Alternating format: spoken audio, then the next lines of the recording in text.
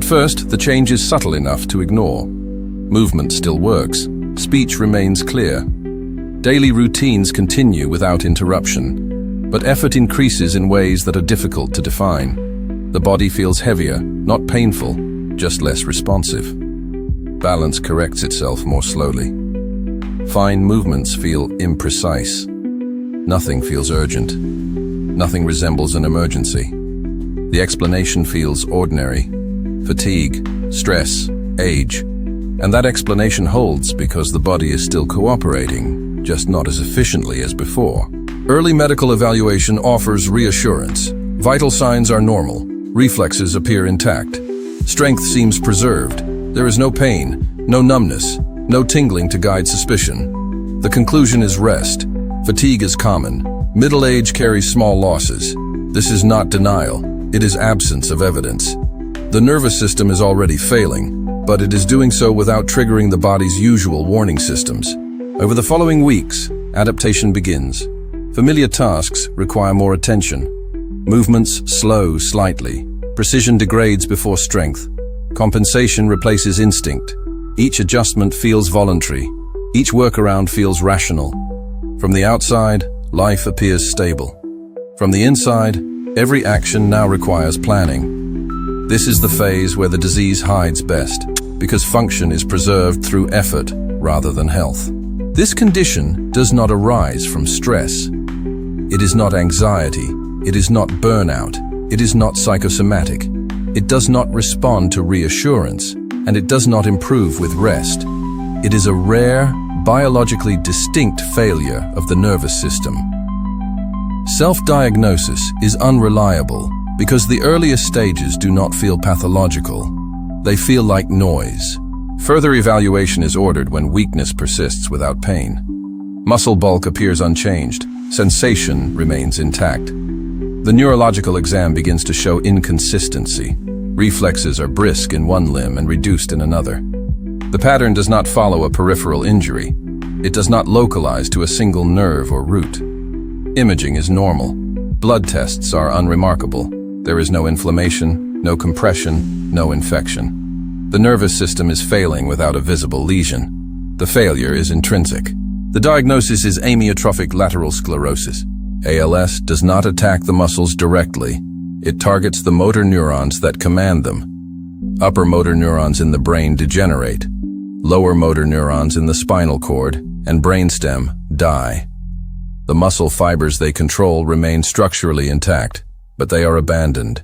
Without neural input, muscle cannot initiate movement. It weakens, shrinks, and fails despite remaining biologically alive. This degeneration is not uniform. It is selective and progressive. Individual motor units fail while adjacent ones remain active.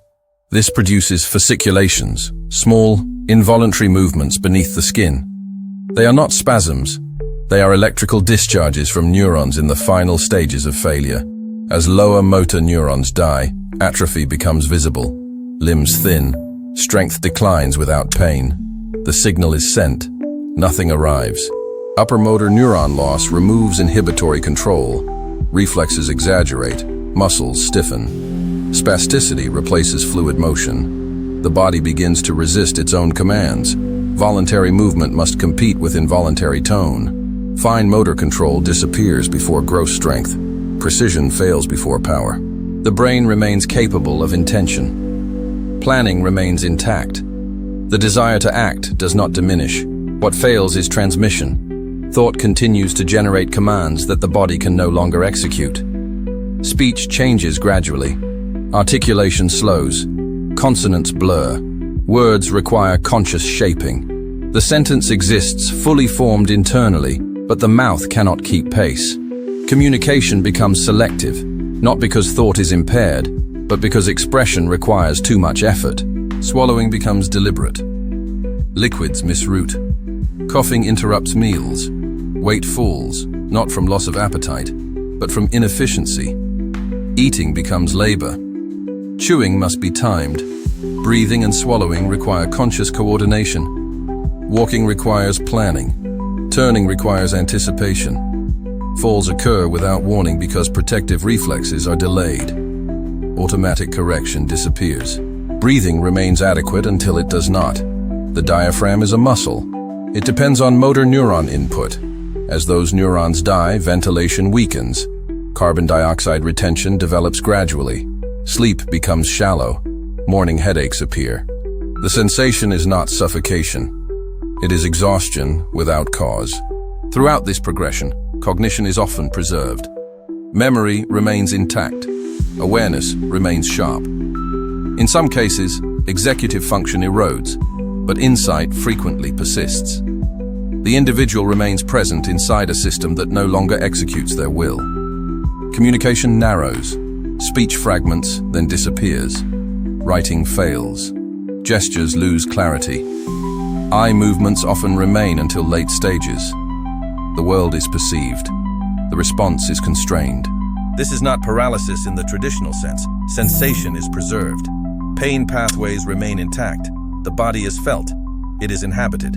It is simply no longer obedient. A threshold is crossed when motor neuron loss exceeds compensatory capacity. From that moment, decline accelerates. Functions lost do not return. There is no plateau. There is no stabilization. Assistive devices extend biological survival, but do not restore agency. Mechanical ventilation sustains gas exchange. Feeding tubes deliver nutrition. The biological processes continue while voluntary interaction recedes. Facial expression fades. Emotional response exists internally without external confirmation. Laughter is felt without sound. Grief occurs without movement. Identity fragments when expression fails. The self is not only memory or thought, it is action. It is the ability to affect the environment. When that capacity is removed, continuity of personhood erodes despite intact consciousness. ALS does not kill the mind. It isolates it. It severs output while preserving input. Death occurs later, but the irreversible event happens earlier. The disconnection between intention and execution. The body becomes a closed system. The mind remains awake inside it. This is pathology of fear, and this fear is real.